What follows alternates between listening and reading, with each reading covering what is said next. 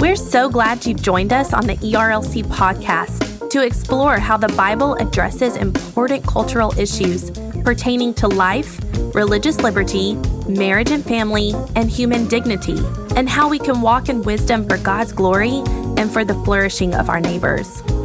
If you're enjoying this podcast and find it helpful, please leave a review wherever you listen. This will help more people find and benefit from what we're learning together. We are grateful for the time you take to join us for these conversations.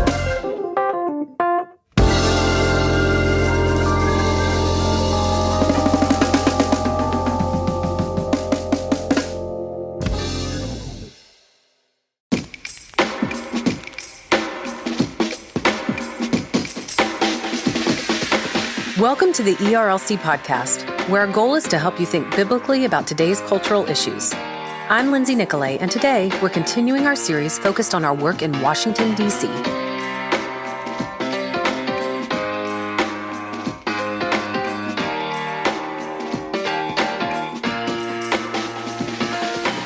The ERLC's presence in our nation's capital allows us to speak up for and from our Southern Baptist churches before various audiences.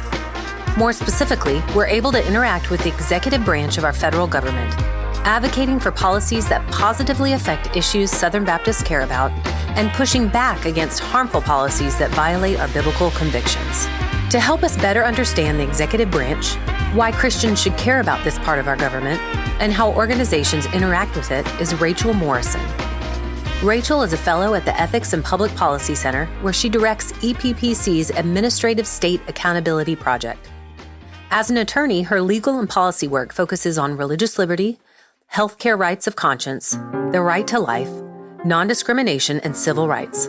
She's also a member of an SBC church. Now, let's turn to Elizabeth Bristow's conversation with Rachel.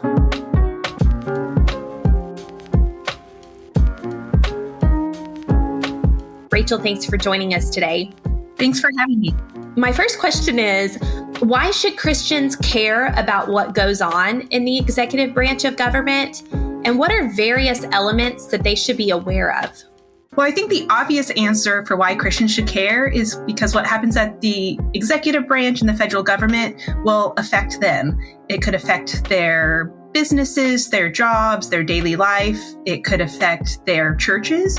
It could affect religious ministries that they are part of or support, and it affects their neighbor. And the policies that come out of the executive branch in the federal government that have these impacts, they can be good and support human flourishing and religious liberty and the ability to spread the gospel and serve our neighbors, or they could be bad and inhibit those efforts. And so that's the bottom line of why Christians should care about what's going on federally. So tell me a little bit more about that. When you say they should care, is it more of an awareness, or at what point should they take action?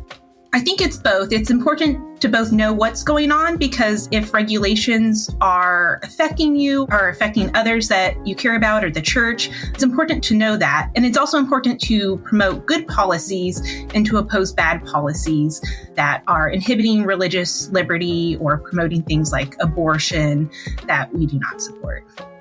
So what is the relationship between the president and federal agencies within the executive branch? And to what extent is agency policy dictated by the elected president?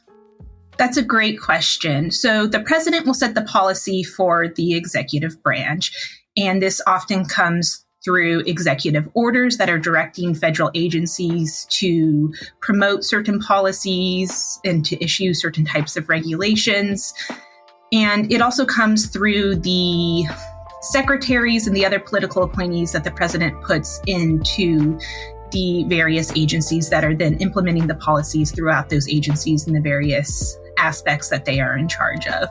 And so for folks who might not be aware, there's a bunch of different federal agencies involved in different areas of federal life. We have the Department of Health and Human Services, which is the largest federal agency by budget, and it involves healthcare. So the FDA, the CDC, the National Institutes for Health that do a bunch of research, but also a bunch of social service programs that help poor people, that help people that are sick, that help provide supports and foster care and the like. And so that's just one example of an agency that's involved in lots of different facets of life. We also have agencies that deal with employment discrimination, like the Department of Labor and the Equal Employment Opportunity Commission, and foreign policy like the State Department. And so all these different agencies are engaged in different aspects of the public and private life and setting regulations. And the agencies are often referred to as the fourth branch of government because they function under the executive branch, but they also end up making a lot of laws through regulations. And so what happens is Congress will pass a law that'll direct an agency to issue more specific rules and regulations that have legal force and bind the public. And so there's a process that they go through in order to do this, but the rules and regulations in response to the laws that Congress passed are made by unelected officials at these agencies, and they provide a lot more detail that Congress never voted on. And some of these can have big impacts on businesses, on your ability to live out your faith in the public sphere, and the ability of religious organizations to be able to partner with the federal government to provide social services and other things like that to folks in need. So right out of the gate, we know that President Trump will likely sign executive orders. What are you looking forward to? What are you anticipating? And what particular executive orders do you feel Christians should particularly notice and be ready to react to? When we look at the Biden-Harris administration, and the issues I deal with affect human dignity, so the right to life type issues, religious liberty, and a lot of non-discrimination issues come up in that space. So these are the issues that I am focused most closely on. And so in that regard, the Biden-Harris administration was radically pro-abortion. It issued a number of executive orders trying to promote abortion through various programs and agencies in the federal government to provide and pay for abortion, even though federal law does not mandate that the federal government pay or provide abortions for folks. The administration has also radically redefined sex discrimination to include sexual orientation and gender identity. And so a lot of those policies have a lot of impact on people of faith, whether that's doctors that are being coerced into performing transition procedures on children and even adults, whether that is a faith-based organization that wants to have hiring criteria based on their religious beliefs involving marriage, gender, sex, and having folks that align with that, and whether they're able to do that, whether these organizations are able to partner with the federal government if they have those religious criteria for hiring their employees. And so there's been a lot of policies pushing those policy priorities coming out of the Biden administration. And at the same time, there's been efforts to minimize healthcare rights of conscience in the healthcare field for doctors and hospitals and the like that don't want to provide abortions or gender transition procedures. And there's also been a minimization of religious protections for religious employees and faith-based organizations, especially in the ability to live out your faith at work, whether you have to use someone's self-selected pronouns, whether you have to share a sex-specific space with an individual of the other sex who identifies differently than their biological sex, and the ability of the faith-based organizations to hire or fire based on their religious beliefs and codes of conduct that they have. And so this is a lot of what I've seen coming out of the Biden-Harris administration. And I suspect that there's going to be a lot of executive orders that Biden issued on those policy priorities that are going to be done away with, probably on day one. The Trump administration has really dug into fighting gender ideology and the importance of recognizing that there are two sexes and having that be established in federal law as it is, and not just trying to reinterpret all of these different provisions, prohibiting sex discrimination to include sexual orientation and gender identity. So I suspect that that's going to be a theme of one or more of the executive orders, probably on day one or the first few weeks. I think there'll also be executive orders promoting religious freedom more generally, which will be a good thing. But I think we'll just have to wait and see exactly what all comes down, because there's a lot of different priorities on other areas like immigration and other issues that I don't deal with in my work as well. Let's transition now to talk about the role of public comments in the rulemaking process. Why are they important? So the rulemaking process, for folks who are not familiar, is the rules and regulations that the agencies issue after Congress has passed a law directing the agencies to provide more specifics. And so this is a fairly lengthy process that can take years. And so the agency will draft proposed rule. It has the specific text to the regulations that would bind the public. And then there's a preamble that explains why they're doing what they're doing, providing the need, justifying the benefits, weighing the costs, and then laying out that proposal. And so once it's drafted, it goes through a lot of interagency review and then intra-agency review. So other agencies in the White House will review it. After that stage, it will be published in the Federal Register, and there is a public comment period where members of the public are able to submit written public comments, supporting it, opposing it, providing suggestions, asking questions. And the beauty of these comments is it can be as little or as much as you want. It can talk about one aspect of the rule. It can talk about the entire rule. It can provide anecdotes, personal stories, research, data, or just general policy principles. It's really anything goes when it comes to the public comment, but that's the opportunity for the public to participate and provide their insights and feedback on what the agency is proposing. Now, after the public comment period closes, it's often 30, 60, and sometimes more days. The agency will review the public comments and they'll have to respond to the public comments. And after they revise their regulations and have responses to the arguments and the data and the other things raised in public comments, then it will go again through the interagency review, the intra-agency review, and then if they decide to continue moving forward, it will be published in the Federal Register and it'll go into effect in a number of days after it's finally published. And then it is what will have the legal force of law and bind the public. And so the public comments are very important because this is the public's opportunity to participate in this process. As I mentioned earlier, the agencies are not elected officials. And so the ability of the public to have their voice be heard in this process on the specifics when it's coming not through your elected members of Congress is very important. And then as far as the substance and the impact of what is said, we have seen positive changes in response to what has been raised. One theme that has been consistent in a lot of the regulations we've commented on, and I know ERLC and others have commented on, is the importance for respecting the First Amendment, free speech, free exercise of religion, and other religious protections in law for individuals and faith-based organizations and the like. And we've seen a change in how the agencies respond to religious rights in federal law. At the beginning, there wasn't very many references or acknowledgement, and now there's a lot more preemptive statements about the importance of respecting those rights and how they don't believe that their proposals will impact those rights. Now, they're not always true that it won't impact those rights, but just the fact that they seem to overwhelmingly recognize that they need to address this, and this isn't something that they can just ignore, and that it's something that's important, I think has been a big win from folks who have engaged in the public comment process.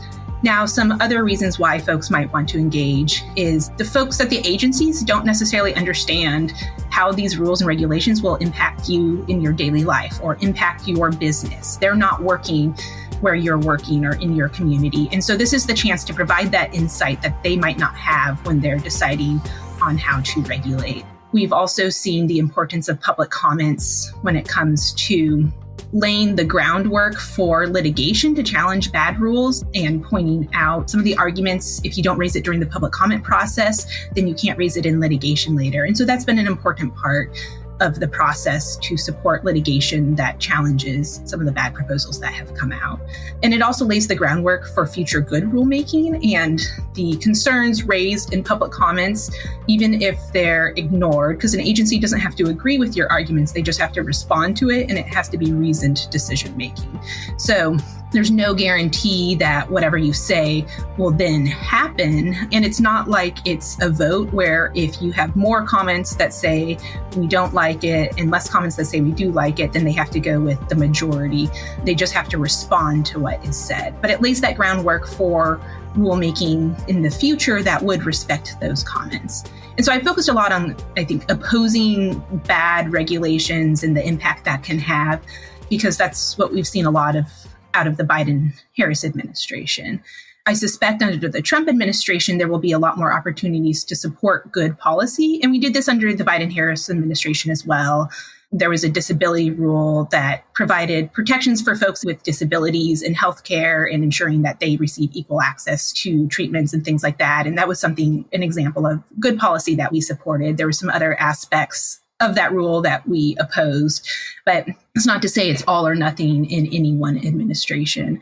But supporting good policy is also important because it provides, again, that justification for the reasoned decision-making and that support. It can support the need for the rule in litigation when someone else is challenging a rule that you think is good. And so there's a lot of interplay between what happens in the public comment process and how the agencies respond, and then the ability to have those rules either upheld or struck down in court.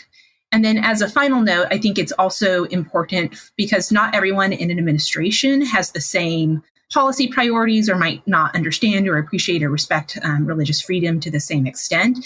And so providing these comments of something concrete that folks can point to has been beneficial for folks in the administration that are trying to advocate for religious freedom and conscience rights as something to point to in the need, or to the extent that certain groups or constituency that the administration wants to support or cares about, those comments will then help influence the policy. And so I think there's a lot of great opportunities, and it's really important because we've seen recently that there's been a number of rules that have been withdrawn.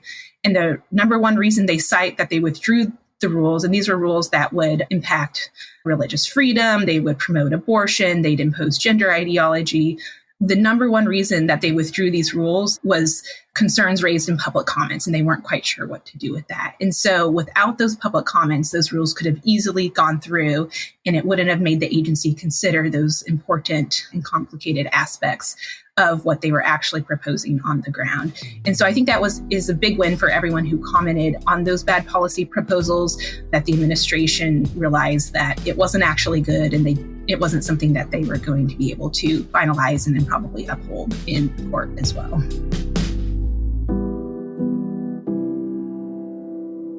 I'm glad you brought that out here at the very end, because I know for a fact that the ERLC had an involvement in filing comments on several religious liberty and pro-life rules where the Biden administration did come back and withdraw those rules, just like you said, because of the impact of groups like ours and yours who are out there advocating for good policy. And so it is such a tangible reminder that the work that we're doing truly is making a difference, and that we should not shy away or feel that we're insignificant to not even attempt to try. So thanks for explaining to our audience how they can be a part of federal rulemaking and filing these comments to help our government better understand why we advocate for these things.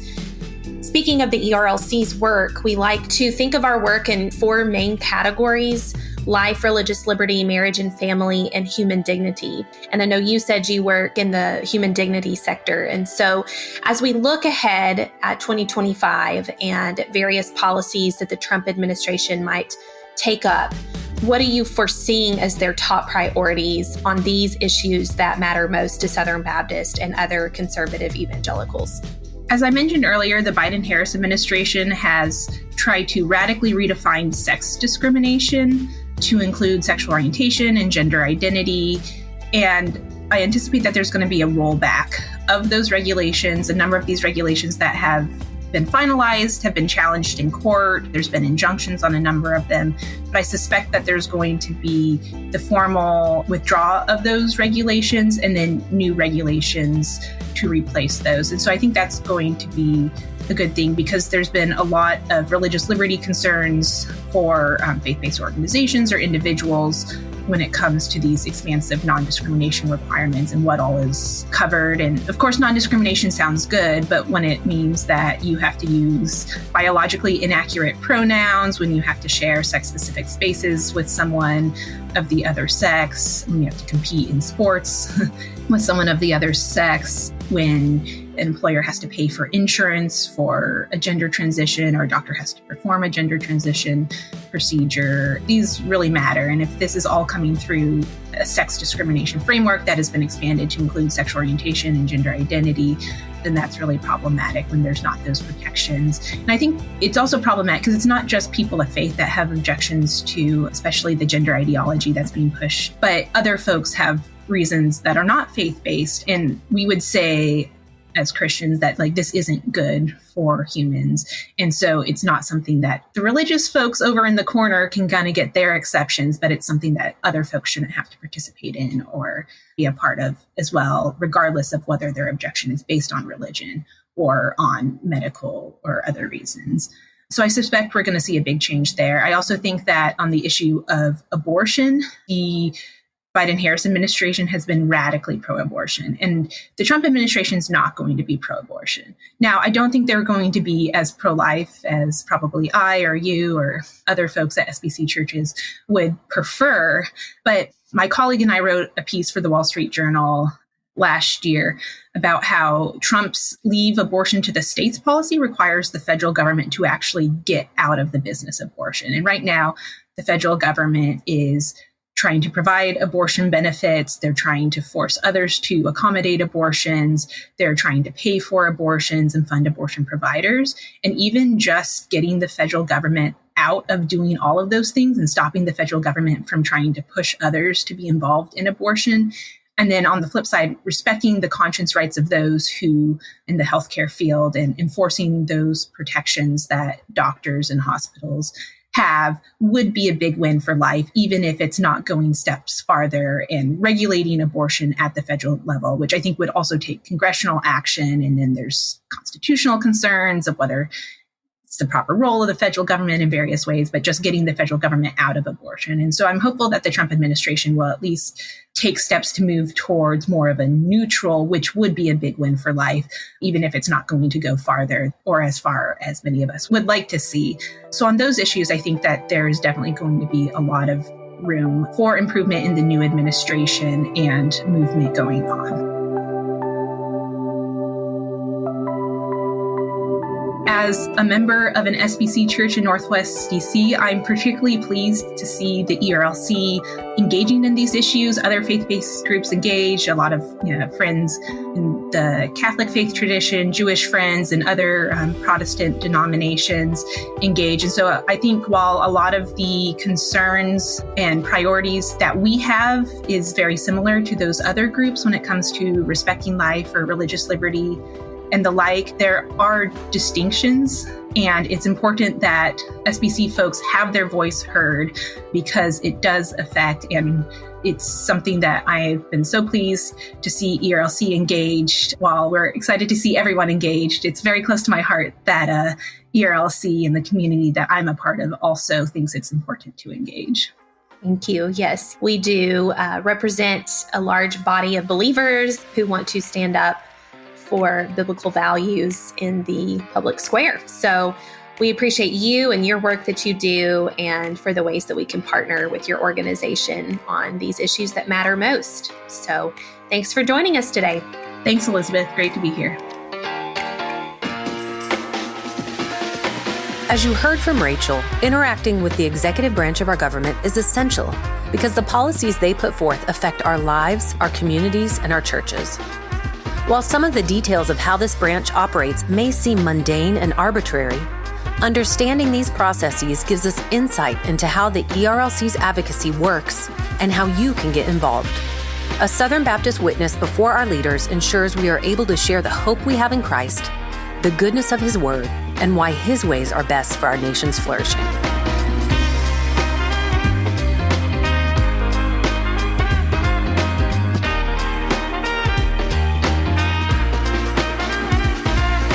Thanks for listening to this episode of the ERLC podcast. Join us next time as we continue our series focused on our work in Washington, D.C.